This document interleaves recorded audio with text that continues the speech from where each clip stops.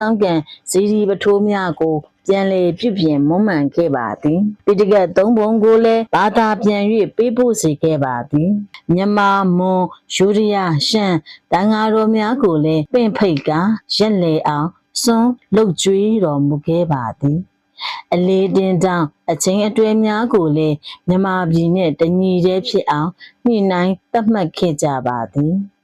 မနုကျေဓမ္မသက်နှင့်စင်ဖြူရှင်ဖြတ်ထုံးကိုစီရင်ခဲ့ပြီးတရားဥပဒေကိုဟန္တာဝတီနေပြည်တော်နှင့်တညီတည်းသတ်မှတ်စေခဲ့ပါသည်မိမိထံသစ္စာလာခံသူတိုင်းကိုမရှုံးချပဲအရေးအသွေးအလိုက်ချီးမြှင့်မြောက်စားတော်မူခဲ့ပါသည်အလုံးစုံသောအရေးများကိုစီရင်ပြီးနောက်ယူရီးယားမင်းသမီးစုပန်ကလျာနှင့်မောင်တော်နေရန်ဆန်တို့မောင်နှမနှစ်ယောက်ကိုဟန္တာဝတီသို့ခေါ်ဆောင်လာပြီးစုပန်ကလျာကိုမိဖုရားမြောက်ခဲ့ပြီးနေရန်ဆန်မင်းသားကိုသားအဖြစ်ဝေးစားတော်မူခဲ့ပါသည်ဘုရင်နောင်မတရားကြီးသည်သားတော်အဖြစ်ဝေးစားတော်မူသောမင်းသားနေရန်ဆန်ခေါ်ဗနရစ်ကိုမိမိမင်းသားများနှင့်အတူမင်းသားတို့အတက်အပ်သည်အထာရတများကိုသင်ကြားစေခဲ့ပါသည်ဘုရင်နောင်မင်းတရားကြီးသည်စစ်ပန်ကလျာကိုချစ်မြတ်နိုးခဲ့ပြီးမင်းကြီးနှင့်သမီးတော်တစ်ပါးရရှိခဲ့ပါသည်သမီးတော်အမည်မှာမင်းအထွေးဟုမြန်မာရာဇဝင်မှတ်တမ်းများတွင်ရေးသားဖော်ပြထားပါသည်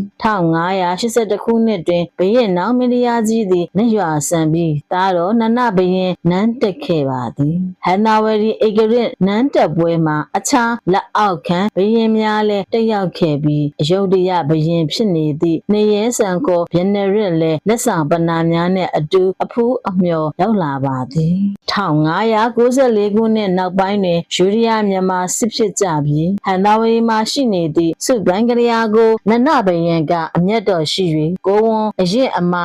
ရှိနေစဉ်နနဘယင်ကစုပန်ကလျာနှင့်အတူသမီးတော်မင်းအထွေးကိုဓာဖြင့်ခုတ်သက်ခဲ့သည်ဟုထိုင်းရာဇဝင်မှတ်တမ်းများကဖော်ပြထားပါကြောင်းဆိုထားကြပါသည်မြန်မာရာဇဝင်မှတ်တမ်းများတွင်ကထိုအချက်ကိုမှတ်တမ်းတင်ထားခြင်းလုံးဝမရှိပါရှင်ဟုတ်ကဲ့နောက်ထပ်တွေလည်းနေရဲဆန်ရဲ့အကြောင်းကိုဖတ်ပြပေးပါမယ်